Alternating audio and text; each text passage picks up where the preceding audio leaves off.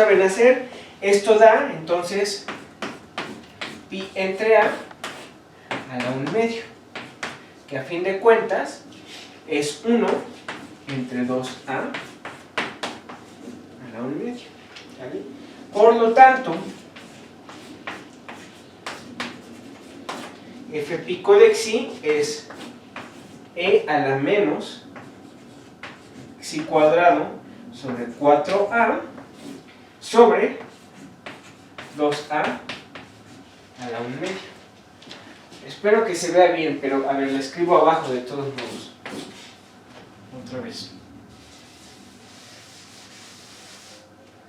Esto es e a la menos xi cuadrada sobre 4a, ¿ok? Sobre 2a a la 1/2. ¿Sale? Entonces, por lo tanto,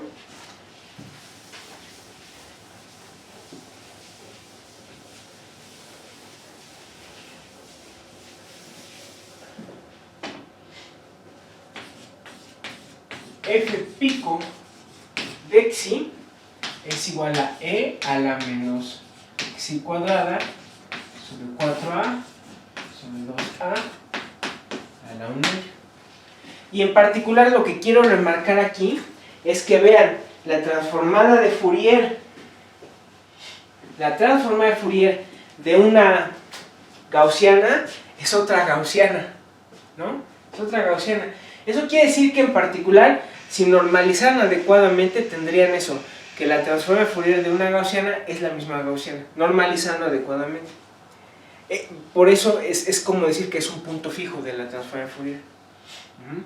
Y de hecho esto se usa en análisis de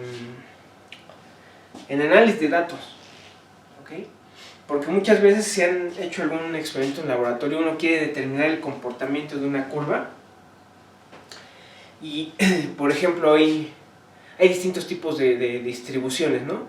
Que podrían estar, de las cuales los datos podrían estar tomando ese comportamiento. Pero, por ejemplo, la gaussiana, la lorentziana, la distribución lorentziana, la famosita ahorita de Gompertz, que es la del COVID, que no es exponencial, supuestamente, además. Cuando uno quiere saber si sus datos llevan un comportamiento de eso, tiene que hacer un análisis estadístico, pero además tiene que hacer una prueba de hipótesis. ¿Okay? Hay una muy famosa que es la prueba de la G cuadrada, ¿okay?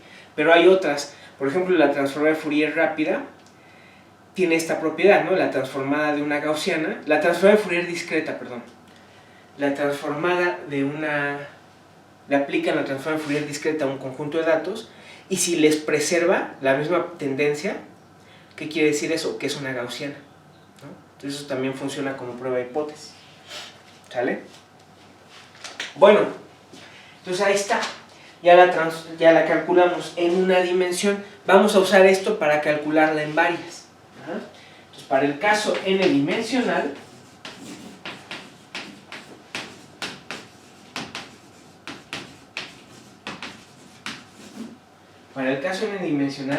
tenemos f pico de xi es igual a 1 entre 2pi a la n medios por la integral de e a la menos i x punto xi por e a la menos a por x al cuadrado de x, ¿no? Ahí está. Tenemos que hacer ese cálculo. Pero fíjense bien, eso se puede escribir como 1 entre 2pi a la n medios por el producto de j igual a 1 hasta n de la integral en Rn de e a la menos x j al cuadrado menos i por, ¿okay?, xj por j respecto de xj. ¿Sí o no? ¿Qué es lo único que hice? Lo único que hice fue escribir esto como la exponencial de e a la menos ix punto xi menos a x al cuadrado. Y luego eso, pues es que esto es una suma. E a la una suma, elevado a una suma, ¿eso qué es? Es el producto de las exponenciales con cada uno de los sumandos, es lo que hice.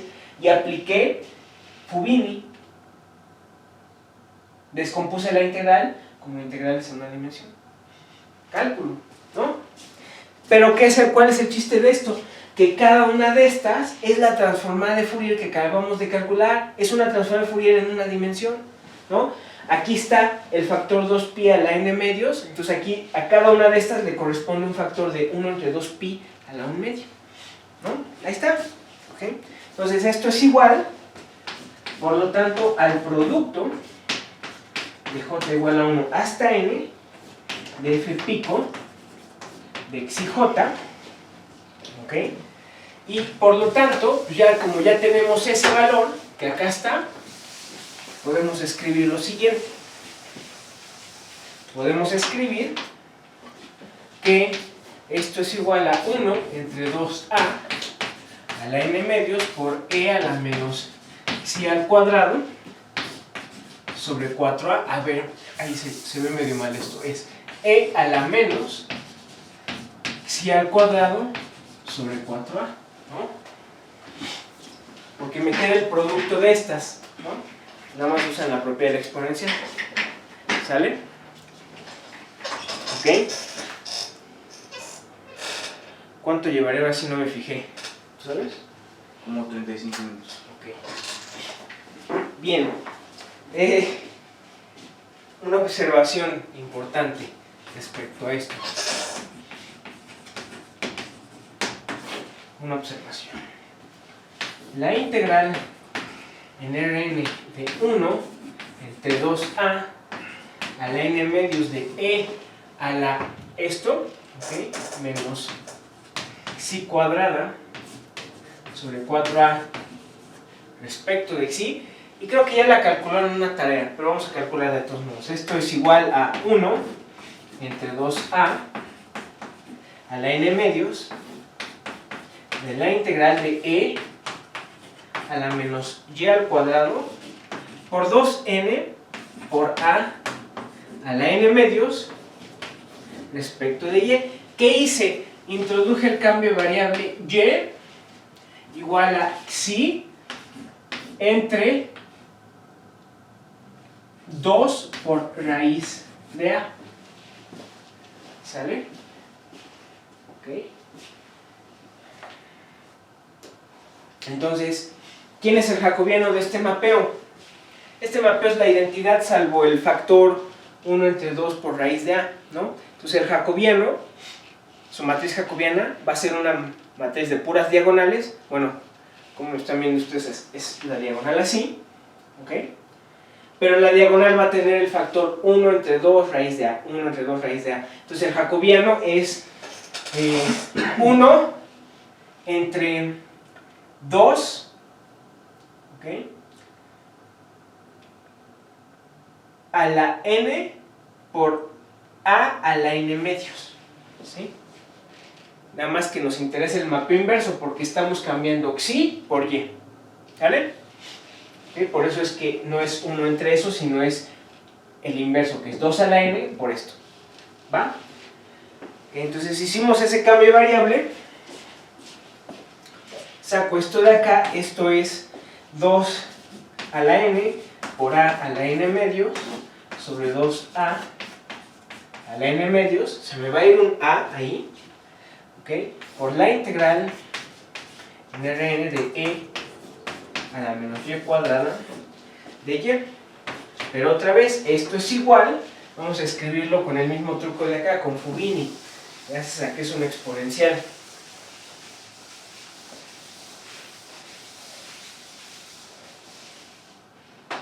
Eso de ahí es igual, limpiando esto porque además esto se me va y me queda 2 a la n sobre 2 a la n medios, ¿no? Entonces esto es 2 a la n medios por el producto de j igual a 1 hasta n por integrales unidimensionales de e a la menos y j al cuadrado de jy, que otra vez es una integral gaussiana.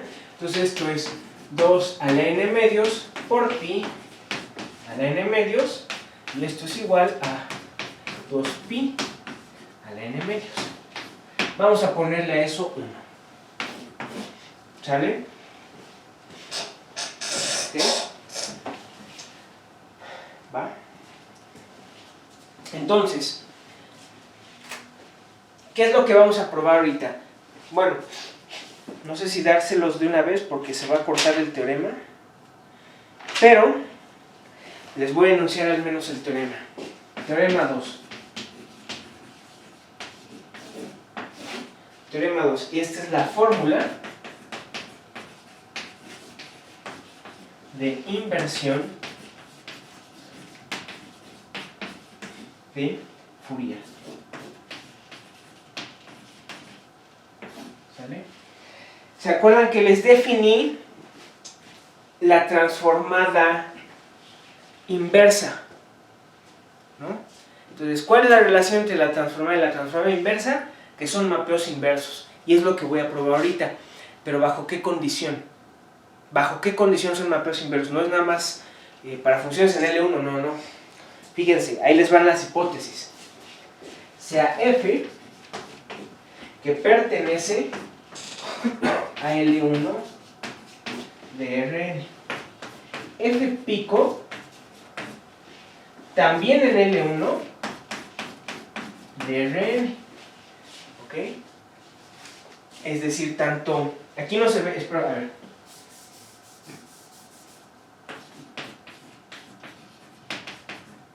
Es f pico. Entonces, la primera hipótesis, estamos que f esté en L1 y su transformada esté en L1. ¿Ok? Bien, y f además de x continua y acotada.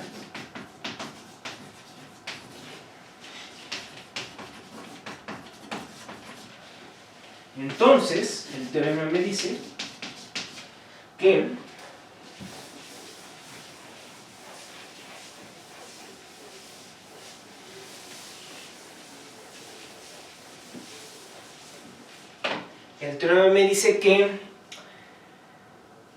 f de x se puede escribir como 1 entre 2pi a la n medios de la integral en Rn de f pico de xi por e a la i x punto xi respecto de xi. Vean que no trae el menos, y eso es porque eso es la transformada inversa. ¿Qué estoy diciendo?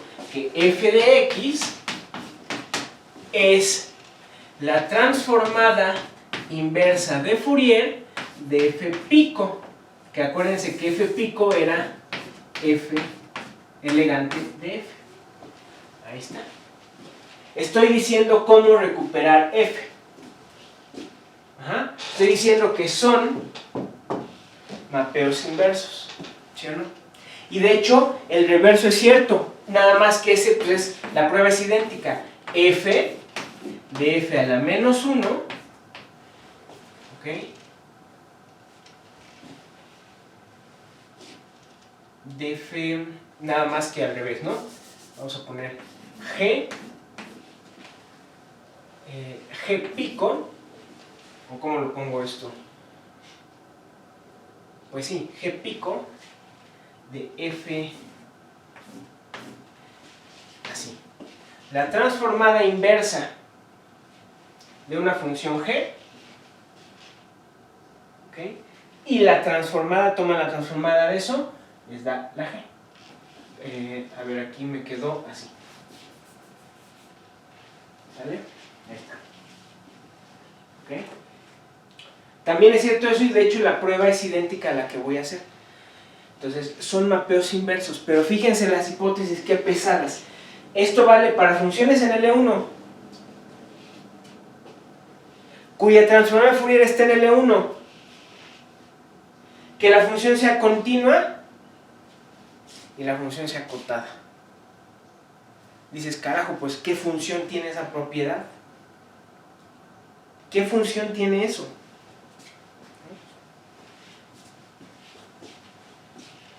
Pues las funciones en la clase Schwartz son exactamente las funciones que tienen esa propiedad. Vamos a mostrar que, fíjense lo que es muy importante, vamos a mostrar que la transformada de Fourier de una función en la clase de Schwartz está en la clase de Schwartz. ¿Okay? Primero vamos a probar este teorema con estas condiciones. Entonces, ya que pruebe eso va a quedar muy al aire. Van a decir, bueno, ¿para qué se satisface? ¿Para qué funciones? Después, les voy a meter la clase de Schwartz. ¿Okay? Ese resultado, les voy a decir, vamos a probar que la transformada de Fourier de una función en la clase de Schwartz está en la clase de Schwartz. ¿Ah?